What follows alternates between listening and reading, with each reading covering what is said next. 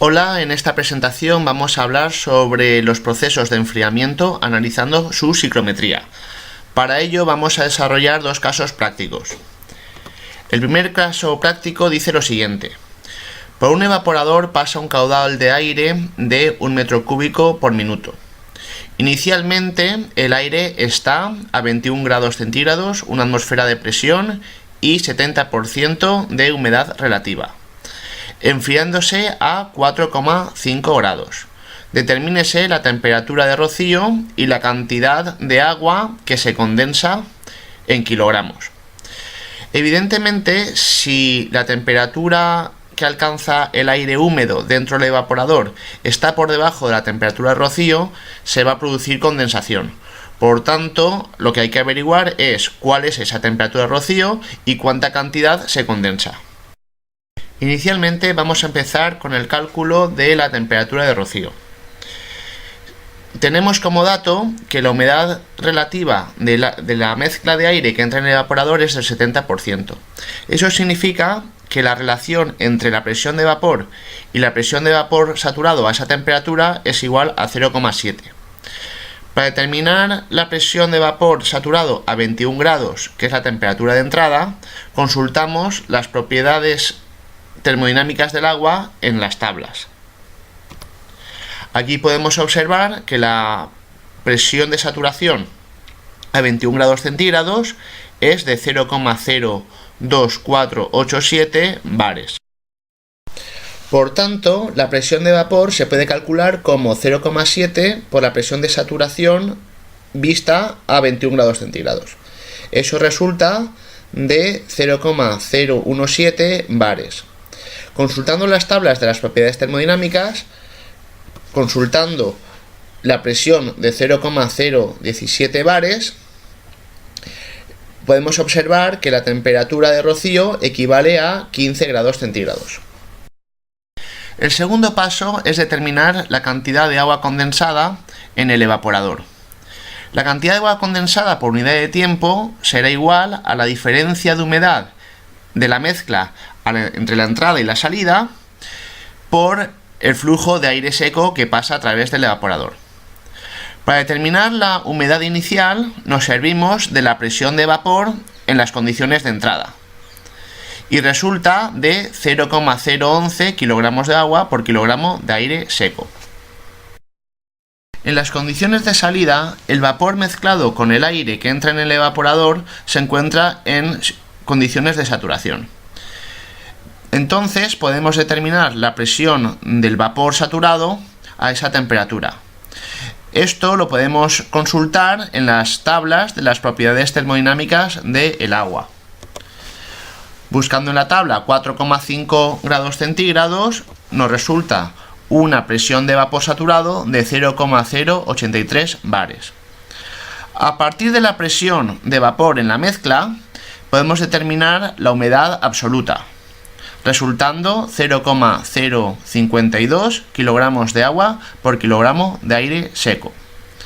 Teniendo las humedades absolutas a la entrada y a la salida del evaporador, lo único que nos falta calcular es el flujo de aire seco. Para determinar este flujo podemos utilizar la ecuación universal de los gases. Conociendo la presión del aire seco, conociendo el flujo de aire, el peso molecular del aire, la constante universal de los gases y la temperatura en grados Kelvin, a la salida del evaporador nos resulta que el flujo másico es de 1,17 kilogramos de aire seco por minuto. Teniendo los valores de la humedad absoluta al principio y al final del evaporador y el flujo de aire seco, podemos calcular la cantidad de agua que se condensa con el tiempo y resulta de 0,068 kilogramos de agua condensada por minuto. Vamos a analizar ahora un segundo caso práctico. En una cámara frigorífica de 1 metro cúbico, el aire está inicialmente a 21 grados centígrados, una atmósfera de presión y 70% de humedad relativa. Se enfría a 4 grados centígrados. Determínese la temperatura a la que comienza la condensación y la cantidad de agua que se condensa en kilogramos. Este caso práctico difiere respecto al anterior en un aspecto bastante importante. En el caso anterior, el aire estaba circulando por un evaporador, por tanto se encontraba en movimiento. Sin embargo, en este caso práctico, el aire se encuentra encerrado en una cámara frigorífica, por tanto no está en movimiento, no está en circulación. Esto va a influir en la forma de resolución. Como en el caso anterior, se comienza determinando cuál es la temperatura de rocío. Como el aire inicialmente en la cámara está al 70% de humedad relativa, esto significa que la presión de vapor en relación a la presión de vapor saturado es igual a 0,7.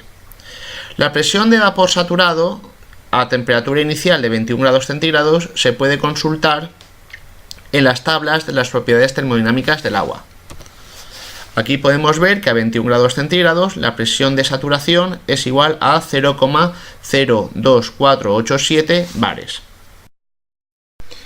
Por tanto, dado que la presión de vapor es igual a 0,7 la presión de saturación, tenemos que la presión de vapor en las condiciones iniciales es de 0,017 bares.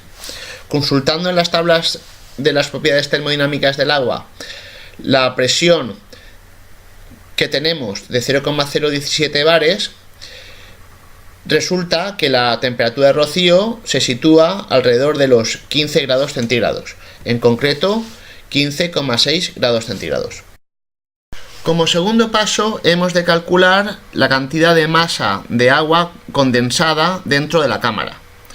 Para eso seguimos un procedimiento diferente al que habíamos empleado en el caso 1, puesto que en este caso el aire no está en circulación, sino que está estático.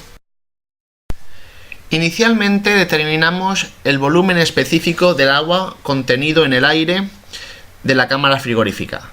Para ello nos servimos de la ecuación universal de los gases, donde podemos despejar el volumen específico a partir de la constante universal de los gases, la temperatura en grados Kelvin, la presión de vapor y el peso molecular del agua.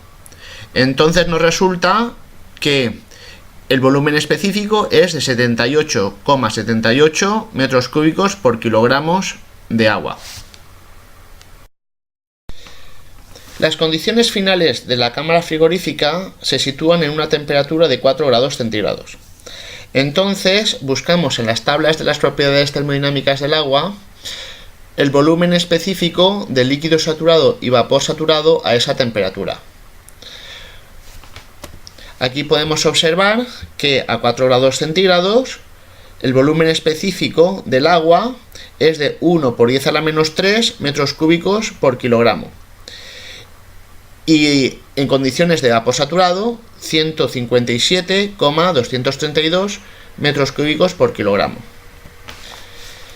Dado que tenemos el volumen específico inicial del agua, podemos calcular el título que nos queda en condiciones finales, resultando de 0,517. La masa de vapor contenida en el aire se puede calcular en condiciones iniciales como 1 metro cúbico, que es el volumen que tiene la cámara, dividido el volumen específico, resultando 0,0226 kilogramos de agua. En las condiciones finales, la masa de vapor se ha reducido un 51,7%, es decir, 0,517 por 0,0126, resultando 0,00656 kilogramos. La diferencia entre las dos masas de agua entre las condiciones iniciales y las condiciones finales nos resulta la masa de agua condensada, que en este caso es una masa constante, puesto que el aire mezclado con el vapor no está en circulación. Muchas gracias por su atención, espero que este vídeo les haya resultado de utilidad.